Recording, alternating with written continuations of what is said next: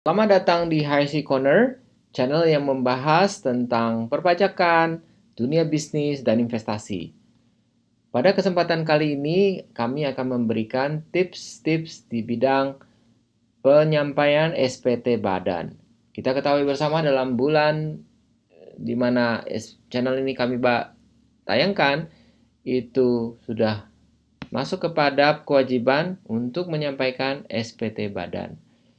Dan SPT Badan adalah SPT untuk mempertanggungjawabkan pelaporan, penghasilan, dan keuangan Anda untuk 1 tahun buku di belakang. Dan untuk kali ini kami akan khususkan untuk membahas SPT Badan bagi perusahaan-perusahaan UMKM dan untuk perusahaan startup company. Nah, apa bedanya perusahaan startup dengan startup company? Untuk pengisian badan menggunakan formulir yang sama, tetapi tips-tips yang kami berikan akan berbeda untuk perusahaan UMKM dibanding dengan perusahaan-perusahaan besar. Pertama, kita samakan dulu persepsi sebelum kami memberikan tips ini, yaitu persepsi mengenai UMKM itu sendiri. Yaitu definisi dari UMKM tentu kita tahu bersama, itu dilihat dari omsetnya bukan dari nilai investasinya ya. Jadi dari omset, penghasilan atau peredaran usaha masih belum mencapai angka sampai dengan 4,8 miliar per tahun. Dan jika Anda mencapai omset di atas itu, Anda sudah tergolong non-UMKM atau perusahaan menengah. Tapi jika Anda memiliki omset di bawah itu, maka Anda bisa memilih dan menggunakan dan menyimak tips-tips kami berikut ini. Dan pengertian badan usaha UMKM tentu berbeda dengan UMKM jika Anda melakukan penghasilan atau melakukan penghasilan dari Anda pribadi. Misalnya Anda mempunyai penghasilan dari usaha berjual makanan atau usaha membuka toko online dan sebagainya dengan omset yang kecil, tetapi Anda tidak memisahkan antara penghasilan pribadi Anda dengan harta pribadi Anda. Nah, dalam kali ini kita membahas khusus jika Anda sudah menentukan dan memisahkan dan membuat penghasilan usaha Anda itu dengan suatu entitas yang badan usaha yang terpisah, yaitu bisa juga dengan mendirikan perusahaan terbatas, mendirikan CV, atau menggunakan badan usaha lain seperti persekutuan, firma, atau juga yayasan. Selama omset Anda tidak melebihi dari 4,8 miliar per tahun untuk tahun buku 2020 lalu, Anda bisa menyimak tips-tips kami berikut ini. Tips pertama yang saya berikan kepada Anda adalah mengenai tips ini, yaitu bahwa UMKM sebagaimana Anda ketahui melalui peraturan pemerintah nomor 23 tahun 2018 yang lalu sudah diberikan suatu fasilitas membayar pajak dengan cara yang mudah sekali, yaitu berdasarkan omset yang dibayar pajak bulanan. Setiap bulan menghitung omset dikalikan dengan 0,5. PP 23 tahun 2018 ini sudah berjalan 3 tahun dan tahun termasuk masih berlaku untuk tahun 2020 yang akan kita selesaikan dan kita pertanggungjawabkan SPT-nya. Anda kembali diingatkan bahwa PP ini tidak mewajibkan Anda untuk membayar pajak dengan 0,5% itu, tetapi Anda boleh menggunakan PPh tarif umum. Mengapa demikian? Dibandingkan dengan PP sebelumnya, PP ini memang tidak mewajibkan karena Anda boleh memilih dengan cara yang mudah seperti itu, membayar pajak dengan 0,5% selesai. Tetapi untuk beberapa perusahaan yang bergerak di UMKM dengan omset yang masih kecil, tetapi investasi yang besar dan mungkin pengembaliannya belum bagus, profitabilitas belum bagus, mungkin Anda tidak berkenan untuk membayar pajak dengan tarif 0,5% ini, Anda bisa memilih untuk membayar dengan PPh umum. Yaitu khususnya bagi Anda yang atau bagi perusahaan startup yang masih membukukan kerugian karena nilai investasi dan pengembalian masih jauh dalam tahap awal masih jauh dibandingkan dengan biaya yang sudah dikeluarkan. Dan Anda ingin memastikan bahwa kerugian yang Anda timbul di awal-awal investasi tersebut dapat dikompensasikan atas laba yang akan timbul di tahun-tahun mendatang, maka Anda bisa mengajukan untuk tidak membayar pajak dengan 0,5% itu, tetapi sebaliknya membayar pajak dengan tarif umum. Dan untuk itu, kami perlu ingatkan kepada Anda bahwa jika Anda sudah memasukkan pemberitahuan di awal tahun 2020, lalu untuk membayar pajak dengan tarif 0,5, dengan membayar pajak tarif umum, Anda berhak melakukan langsung membayar pajak dengan 0,5 dengan tarif umum. Tapi jika Anda tidak mengajukan pemberitahuan dan tetap menggunakan PPh tarif umum, di kemungkinan ada risiko bahwa Anda tidak langsung dapat menggunakan PPh tarif umum tersebut atau mengemukakan kerugian yang dapat dikompensasi tersebut. Dan untuk itu jangan lupa jika Anda baru menyadari bahwa ada peraturan atau ketentuan administrasi untuk memasukkan pemberitahuan tersebut, Anda bisa coba untuk tidak mengulangi kesalahan yang sama, yaitu dengan cara di dalam SPT ini masukkanlah pemberitahuan tersebut untuk tahun buku 2021 ini. Dan untuk itu, jika Anda tidak tahu formulirnya seperti apa, saya akan menyediakan linknya di bawah video ini untuk Anda klik dan Anda bisa memperoleh formulir tersebut. Demikian tips pertama yang saya berikan. Tips kedua yang saya berikan adalah Anda perlu ketahui jika Anda tetap memilih membayar pajak dengan 0,5%, maka pembayaran pajak yang sangat mudah ini walaupun sangat mudah memiliki batas waktu ya. Nah, seperti saya tadi ceritakan bahwa jika Anda memiliki perusahaan perseroan terbatas atau CV, jika bentuknya perseroan terbatas dulu ya. Perseroan terbatas, jika Anda sudah mempunyai perusahaan terbatas ini dan didirikan di tahun 2018 dan sebelumnya, maka tahun 2020 adalah tahun terakhir Anda boleh menggunakan ketentuan membayar pajak dengan 0,5% tersebut. 0,5 kali omset tersebut. Karena untuk PT, perseroan terbatas, batas waktu untuk menggunakan tarif spesial ini hanya 3 tahun, yaitu tahun 2018, 2019, 2020.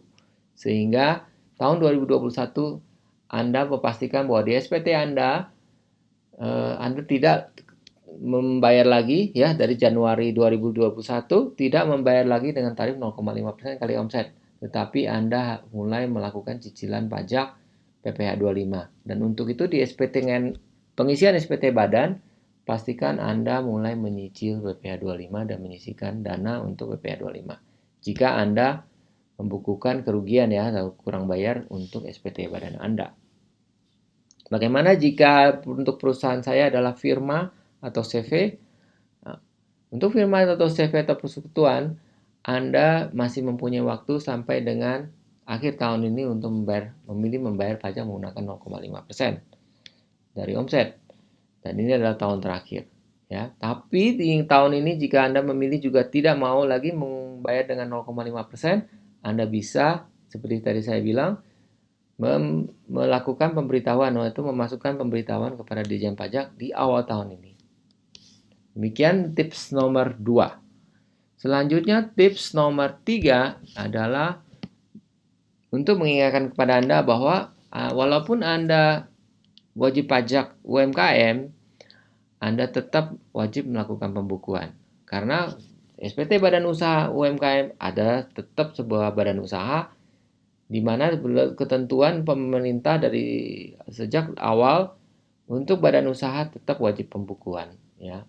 Jadi untuk pembukuan bagi perusahaan yang masih awam karena Anda misalnya baru tahun ini baru mulai ada usaha atau baru mendirikan usaha di tahun 2020 atau mungkin tahun 2019 lalu, Anda masih awam dengan pembukuan perusahaan, Anda bisa mencoba untuk menghubungi tenaga ahli yang berkompeten yang bisa menyelenggarakan pembukuan bagi perusahaan Anda.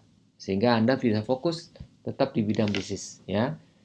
Anda bisa menghubungi kantor akuntan publik atau rekan yang paham di bidang pembukuan atau freelancer yang mengerti pajak dan pembukuan yang bisa menjalankan pembukuan akuntansi secara akurat dan disiplin.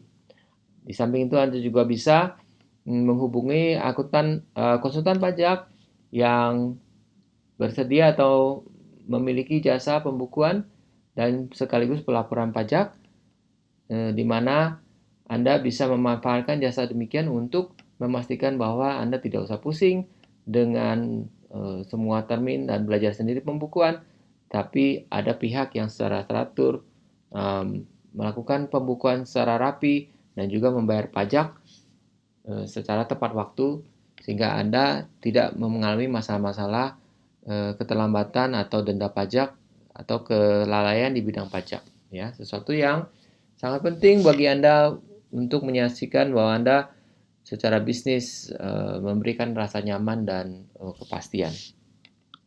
Itu tips nomor 3. Selanjutnya tips nomor 4 yang saya berikan adalah untuk wajib pajak UMKM.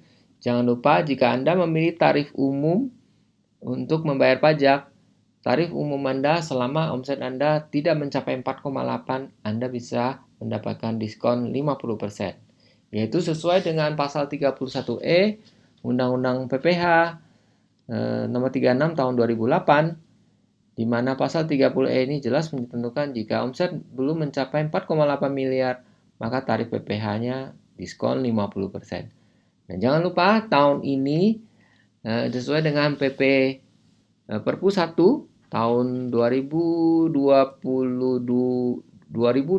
yang lalu, 2020, tarif PPH kita sudah turun menjadi 22% yang berlaku sejak tahun 2020 dan tahun 2021. Selanjutnya tahun 2023 bahkan turun menjadi 20% saja untuk PPH badan.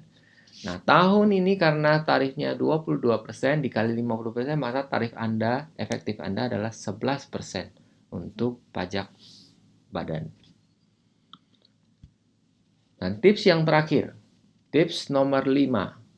Tips nomor 5 adalah jangan lupa karena Anda UMKM dan ditentukan oleh omsetnya. Berdasarkan omset tersebut, Anda tergolong UMKM, maka Anda perlu memonitor omset Anda, status omset Anda, make sure bahwa Anda masih tergolong UMKM dengan peredaran usaha di 4,8 miliar atau di bawahnya. Bagaimana jika melampaui tarif tersebut? Maka Anda tidak berhak lagi di tahun berikutnya untuk menggunakan tarif 0,5% dari omset. Dan kedua, ada kemungkinan Anda juga harus menjadi menjadi PKP maksud saya, yaitu pengusaha kena pajak. Ya, jadi jika omset Anda sudah mencapai di atas 4,8 di dalam tahun pajak 2020, segeralah mendaftarkan diri untuk dikukuhkan sebagai pengusaha kena pajak. Ada juga yang menyatakan demikian. Kalau saya sudah harus memungut PPN dari produk saya, maka produk saya menjadi lebih mahal dan tidak efektif. Dan produk saya menjadi lebih mahal dengan saya harus memungut PPN. Maka Anda bisa memikirkan berbagai pertimbangan yang Anda menjawabkan. Misalnya Anda bisa memikirkan apakah saya sebaiknya menjadi non-PKP atau mendirikan badan usaha kedua untuk menampung usaha agar omset dapat tetap menjadi tetap menjadi pengusaha non-PKP. Nah, itu terserah kepada setiap pengusaha untuk menentukan apakah tetap mau jadi non-PKP, yaitu dengan membuka usaha UMKM berikutnya dengan legalitas yang berbeda, atau Anda mau tetap menjadi PKP. Dan kemudian jika ada produk-produk sources dari supplier Anda yang memberikan PPN, Anda bisa kreditkan. Sehingga beban dari PPN bisa lebih kecil karena ada PPN masukan.